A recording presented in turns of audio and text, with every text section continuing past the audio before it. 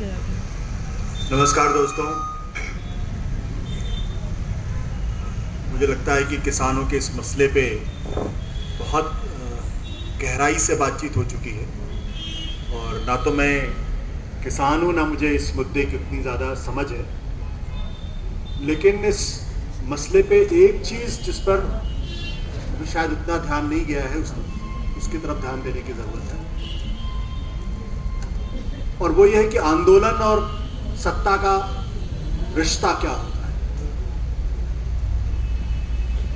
इन दोनों के बीच में किस हद तक खिंचाव होता है और किस हद तक एक दूसरे को रेसिप्रोकेट करते हैं और कैसे इनके परस्पर संबंधों की वजह से लोकतंत्र मजबूत होता है। मुझे नहीं लगता कि जब तक जितना मैंने अपनी होश में देखा है कोई आंदोलन इतने लंबे समय तक एक जगह तक इतनी बड़ी संख्या में लोग इकट्ठे हुए हों और अभी तक जिस तरीके से सरकार को रिस्पॉन्ड करना चाहिए था उस तरीके से उन्होंने रिस्पॉन्ड नहीं किया। दो मांगे, कृषि कानून जो 3 है उनको वापस दीजिए, एमएसपी को लीगलाइज करिए। मैं ये समझ सकता हूं कि इस पर एक बहुत लंबे चौड़े डिबेट की जरूरत है। हो सकता है लोगों की बहुत शार्प पोलराइज्ड ओपिनियन उसके बारे में, कुछ लोग कहें नहीं ये देश के आर्थिक सुधार के लिए बहुत जरूरी है, कुछ लोग कहता है कि नहीं इससे किसानों की हालत खराब होगी। एक रिस्पॉन्सिव गवर्नमेंट की जिम्मेदारी होती है कि अगर कोई समाज का कोई तबका अगर नाराज भी है तो आप उससे बातचीत करिए, उसको समझाने का प्रयास करिए, सहमति बनाने की कोशिश करिए और अगर सहमति नहीं बन पा रही है तो झुकने में कोई बुराई नहीं है, क्योंकि फाइनली जो सरकार होती है वो जनरल विल को रिफ्लेक्ट करती है। अगर सामूहिक विवेक ये कहता है कि नहीं आपके कदमों से मुझे दिक्कत हो रही है, तो ये सुधार अगर पिछले 31 सालों में नहीं हो पाए तो अगले 2 साल में भी नहीं होंगे, तो पहाड़ भी नहीं पड़े। तो सरकार रिस्पॉन्सिव क्यों नहीं है?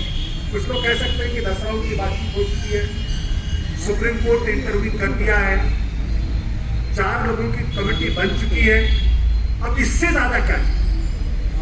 सरकार रिस्पॉन्सिव है, 10 राउंड की बातचीत हो चुकी है, इससे ज्यादा क्या चाहिए? और मुझे लगता है कि इसी में हमें इस गहरे संदर्भ को समझने की जरूरत है। जो तक मिसिंग ये है कि कहीं गहरे पिछले कई सालों से लगने लगा है हम जो लोग जो कहना चाहते हैं, लोग जो सुनना चाहते हैं, उसको ना तो सुनने वाले कान हैं और ना ही उनसे संवाद करने वाली जुबान है। और ये पहली बार नहीं हो रहा। अगर आप देखिए तो पिछले साल भी लगभग इसी वक्त इस देश के अंदर एक बहुत बड़ा आंदोलन खड़ा हुआ जब नागरिकता कानून के विरोध में लोग खड़े हुए। उस आंदोलन की पूरी दुनिया में गूंज हुई। बूढ़ी महिलाएं भयंकर सर्दी के मौसम में बड़े आसमान के नीचे इसी तरीके से बैठी रही। लगभग 3 महीने तक वो आंदोलन चला। सिर्फ कोरोना की वजह से वो आंदोलन टर्मिनेट करना पड़ा, इसके अलावा और कुछ नहीं। और वो सिर्फ दिल्ली में नहीं हुआ बल्कि देश के कई कोनों में और पूरे देश में बल्कि दुनिया के बड़े बड़े इंटेलेक्चुअल्स ने, बड़े बड़े अखबारों ने, बड़े बड़े लोगों ने कहा कि अपने आप में ये अद्भुत आंदोलन है। लेकिन अगर आप गहराई में जाके देखें तो सत्ता पक्ष ने किस तरीके से इस आंदोलन को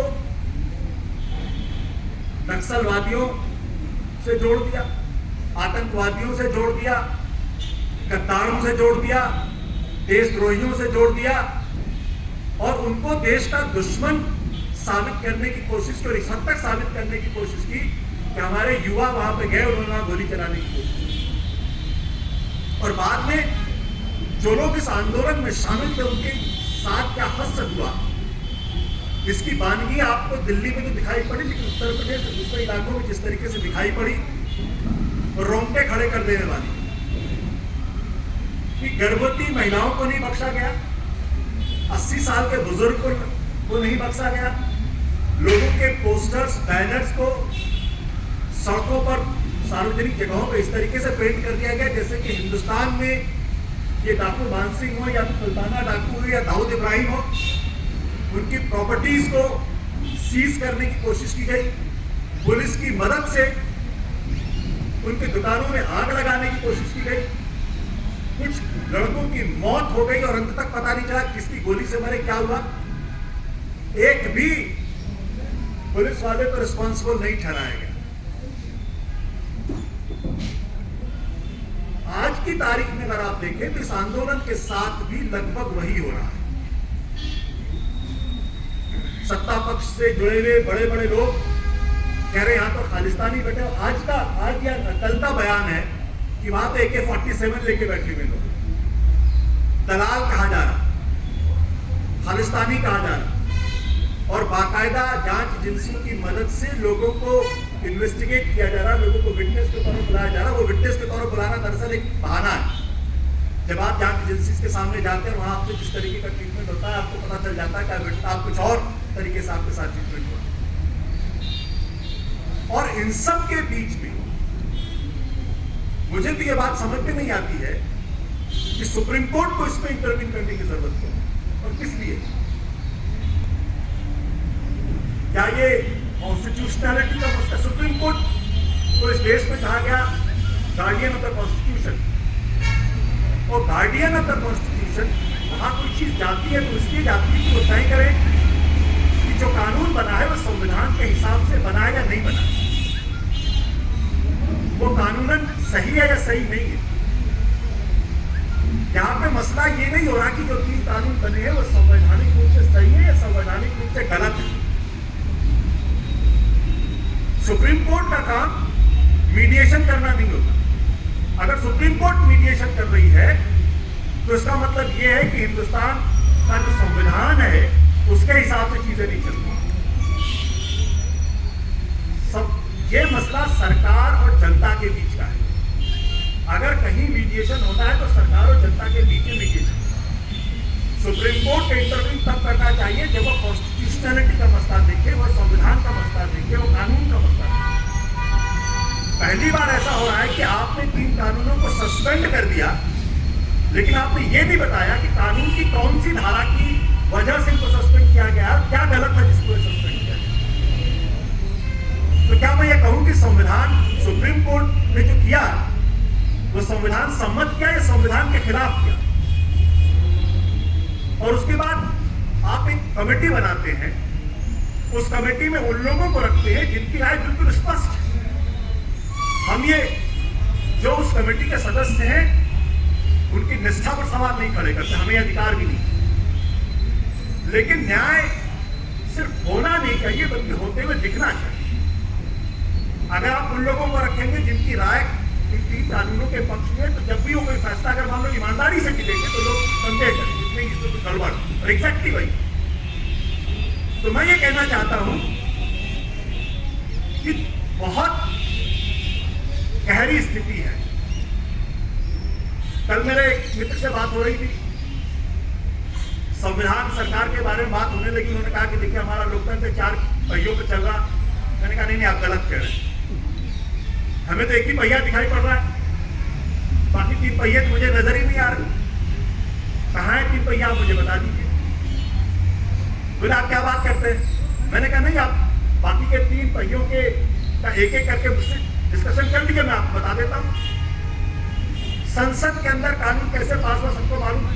वहां वोटिंग होनी चाहिए, वहां हाँ करके पास हो गया वहां से। सरकार क्या कहती है? सरकार ने जो एफिडेविट सुप्रीम कोर्ट को दिया उसने कहा कि पिछले 20 साल से इस पर चर्चा हो रही है और ये कह रहे हैं कि किसानों के हित में है। मैं कहता हूं अगर 20 साल से चर्चा हो रही थी तो 1 महीने और चर्चा कर लेते हैं, आसमान तो नहीं फट जाता। कोई चर्चा नहीं, और जल्दबाजी में आपने पास किया, और जल्दबाजी को जबरदस्ती आपने पास किया। सुप्रीम कोर्ट की हालत क्या है मुझे बताने की जरूरत नहीं, आप सब लोग अच्छी तरीके से बात कीजिए। अभी कुछ कह दूंगा तो कंटेम्प्ट ऑफ कोर्ट हो जाएगा, मुझे बुला लिया जाएगा। ऐसा नहीं कि कंटेम्प्ट ऑफ कोर्ट से डर लगता, लेकिन कुछ चीजें जो ऑब्वियस है उसको रिटरेट करने की जरूरत है। मीडिया की स्थिति, मैं तो मीडिया में हूं इसलिए मैं अच्छी तरीके से जानता हूं। अन्ना का जब आंदोलन हुआ था तो जिस तरीके से मीडिया का सहयोग उसमें मिला था, और जिसने पूरे देश के अंदर एक फर्वर क्रिएट किया। हो सकता है इतिहास को एक दूसरे आईने में देखे आज से कुछ साल के बाद। आज वो स्थिति नहीं है। मीडिया के बड़े बड़े एंकर्स कहते हैं वहां किसान बैठे या कुछ और लोग, ये मैंने कुछ सुना है क्योंकि मैं डिबेट में सबसे हिस्सा लेता हूं, वहां किसान बैठे हैं, कुछ लोग और बैठे हुए हैं, ये देखने की बात। तो सवाल इस बात को लेकर ये है कि ये सारी स्थिति क्यों पैदा हो रही? इसलिए पैदा हो रही क्योंकि हमारे लोकतंत्र के खंभे धीरे धीरे बेहद कमजोर हो। कहने को तो इस देश के अंदर आपातकाल नहीं है, लेकिन उससे बेहतर स्थिति भी आज की तारीख में नहीं है। अन्यथा ये संभव ही नहीं है। अगर कोई सेंसिटिव सरकार हो, सेंसिटिव सत्ता पक्ष हो, तो शाहीन बाग में जो बुजुर्ग महिलाएं बैठी हुई थी उनसे कोई बात नहीं करता। हमारे देश का किसान, हमारा अन्नदाता इस भयानक सर्दी में बैठा हुआ है, 40-50 से ज्यादा लोगों की मौत हो गई है और सरकार उनकी बातों को सुनने के लिए तैयार नहीं है। सरकार कहती है हम बात कर रहे हैं, और जो उस बातचीत में शिरकत कर रहे हैं वो कह रहे हैं वहां तो अल्ट्रा नेशनलिस्ट, अल्ट्रा लेफ्टिस्ट बैठे हुए। भाई अगर अल्ट्रा लेफ्टिस्ट बैठे हुए तो उसको संविधान में कानून बना के बाहर कर दीजिए। लेकिन शाहीन बाग का मसला वो पीएफआई आ जाएगी, बंद करिए ना पीएफआई को। अगर वो भारत के संविधान देश के खिलाफ काम कर रहे हैं उनका बंद करिए, बैन लगाइए उनके ऊपर। वो क्यों खुले घूम रहे हैं? लेकिन हर जगह पीएफआई आ जाती है। पीएफआई की बातों से मैं इत्तेफाक नहीं रखता उनकी बात, लेकिन ये तर्क सही है। खालिस्तानी आ जाती, भाई जो खालिस्तानी वहां बैठे उनको पकड़िए। आप सुप्रीम कोर्ट में एफिडेविट दे रहे हैं, एफिडेविट क्या दे रहे हैं? वहां खालिस्तानी है। अरे सरकार का काम है खालिस्तानी देश के विद्रोही, देश के खिलाफ जो काम कर रहे हैं वो गिरफ्तार करना, उनको आइडेंटिफाई करना, उनको जेल के अंदर डालना। आप सुप्रीम कोर्ट के पास गए, इसका मतलब क्या है? क्या आया तो आपकी बातों में दम नहीं है, या आप काम करने का, या आप काम नहीं करना चाहते हैं। तो मेरा कहना यह है कि किसानों का यह आंदोलन एक आशा की किरण है कि अभी भी इस देश के अंदर लोग लड़ने के लिए तैयार हैं, और गांधीवादी तरीके से लड़ने के लिए तैयार है, हिंसावादी तरीके से लड़ने के लिए तैयार है, और वो हर चीज को आंख बंद करके स्वीकार करने के लिए तैयार है। मुझे लगता है कि ये इस आंदोलन की सबसे खास बात है। कामयाब होता है, कामयाब नहीं होता, ये कोई बहुत बड़ी बात नहीं है। गांधी जी को भी देश की आजादी के लिए देश को लंबा समय तक इंतजार करना पड़ा। हर आंदोलन उनका कामयाब हुआ कोई नहीं कर सकता, लेकिन जब लोग बोलना बंद कर दें, और आज की तारीख में लोगों ने बोलना बंद कर दिया है, जब संस्थाओं के उच्च पदों पर बैठे हुए लोग रेंगना शुरू कर दें, तब लोकतंत्र खतरे में रहता है। बड़ा भयानक तरीके से किसानों ने कहा कि हम रेंगेंगे भी नहीं और हम चुपचाप सहेंगे भी नहीं, अपनी आवाज बुलंद करेंगे। मुझे लगता है ये सबसे बड़ी बात है।